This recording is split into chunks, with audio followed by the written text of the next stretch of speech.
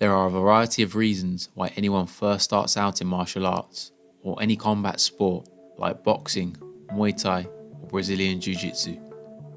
It might be to lose weight, learn self-defense, curiosity and interest, or maybe even dreams of becoming an athlete, making money and achieving a better life. All of these things will ultimately achieve a gain in confidence and a greater sense of self. These thoughts will usually be enough motivation to get you through the door, but what often keeps people there is how they are made to feel at the gym. At first, the student realises how poorly coordinated they are, how difficult even the basics will feel, realising that this is going to take some work to get good. For some, this opening experience may be the nail in the coffin, too big a blow to the ego, and a realisation they aren't committed enough to put in the work required. But for many, this gives an added incentive to want to learn, to want to be doing what these guys and girls in the gym are doing, and to be as good as them. This is why the instructors within martial arts clubs and gyms become so respected and revered by their students, as they are already masters of this difficult art, whatever it may be. When I first saw the instructor kick the pads in my Muay Thai gym, it blew my mind. He was only a small man, but the power he could generate was frightening. The thing that surprised me most was how friendly and helpful he was to us students. This helped alleviate any anxiety, and as I was on a beginner's class, everyone was near enough in the same boat. A feeling of camaraderie ensues. I wasn't made to feel bad for not being good, and this helped keep me motivated, which was amplified tenfold when the instructor would give me praise. At this point in time, every little success feels huge, and this in itself is truly addictive. When you start off as a completely blank slate, everything you do is an improvement, because before that moment there was nothing to compare it to. As the weeks and months roll on, the improvement is massive, mainly because there was nothing bad to compare it to in the first place. This feeling, however, will soon dissipate. As you start to feel like you know a bit, you will start to compare yourself with others. You start to know, or think you know, what good looks like and feels like. Because you are now more of a regular face in the gym, your instructor won't lap you with praise like maybe he first did, because he's seen you many times. Now he will actually be more inclined to start noticing and correcting your faults. Instead of every session feeling like an improvement, it feels like maybe you're getting worse. But this is never the case. This is a state of mind. Understanding this feeling will be the key to understanding your mind and what you rely on to feel good about yourself. This can translate into all areas of life. It's a check of the ego. The ego in martial arts is a powerful thing. It may be, debatably, required in competition to beat an adversary, but in a gym it will be the main thing that can hold you back. Your perception of how you want to be, compared with the reality of how you actually are, can be the fuel that feeds the fire, or it can engulf you and burn you out. Once again, this can transcend the gym and manifest into everyday life.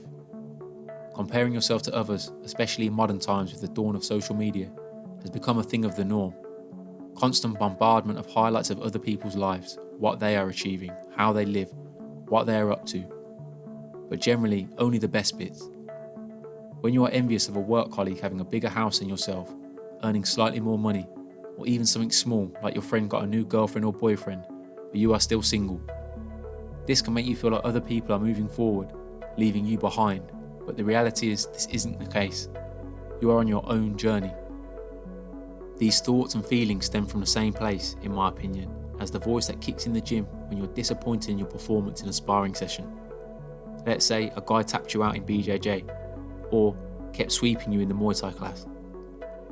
When someone in the gym, who maybe you are better than, gets their belt promotion before you in BJJ, or wins their Muay Thai amateur fight and you lose, it can cause a feeling of resentment, but in reality, it's all ego.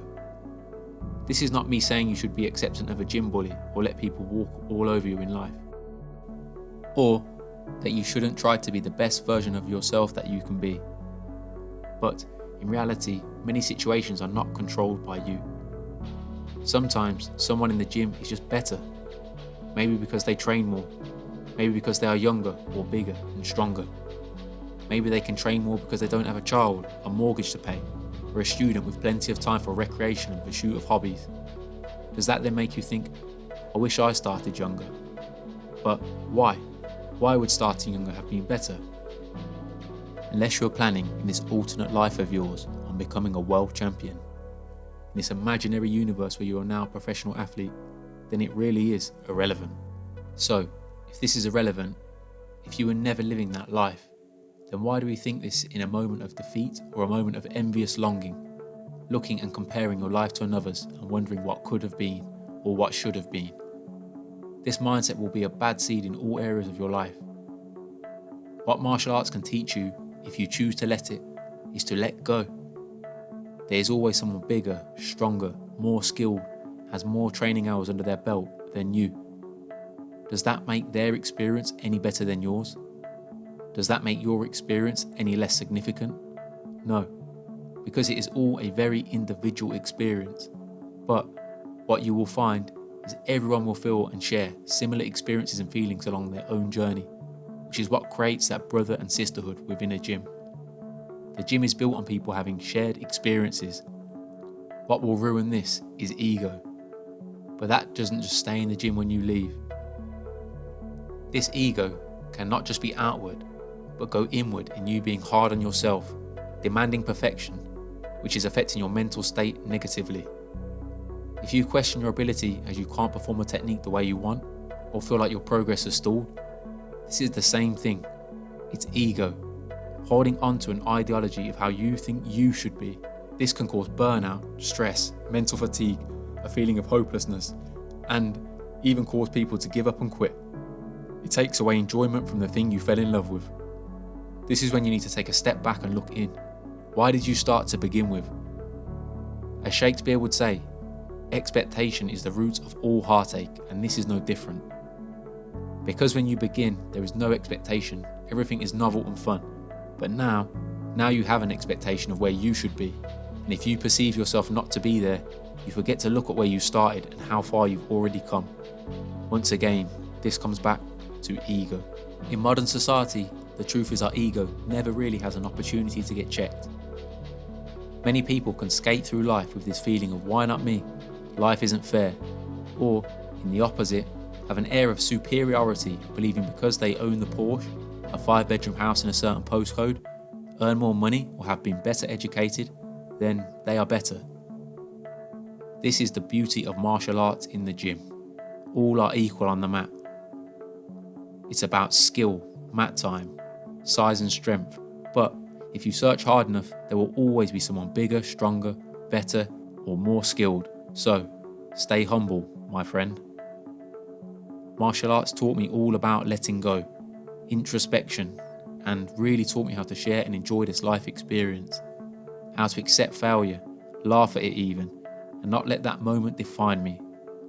This is something I believe, if you're going to enter a martial arts gym to train or compete, this is one of the biggest lessons someone can take away. And it won't just help you in your gym and sport, it will help you in your life.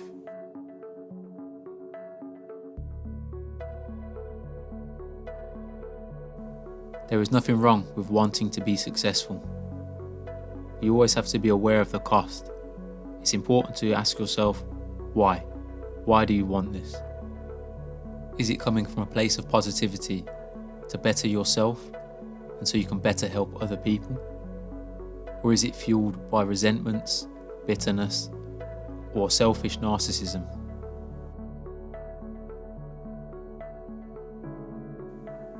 My takeaway from this will be, I hope, that you can identify times where your ego has held you back, when it kicks in, the triggers that cause it to rear its ugly head, and be able to check it. Learn to let go, have fun, find enjoyment, and rekindle the passion. What martial arts can offer through the training, sparring, and testing your mental fortitude, it provides you with the opportunity to train and hone this ego check every single time. Like anything else, the more you practice, the easier this becomes, so keep at it. I really feel like, for this reason, that martial arts is for everyone, and there really is something to be gained for all. Once again, thanks for watching. If you enjoyed this video and would like more content like this, please like, comment and subscribe. Thank you as always, from Pro Striking.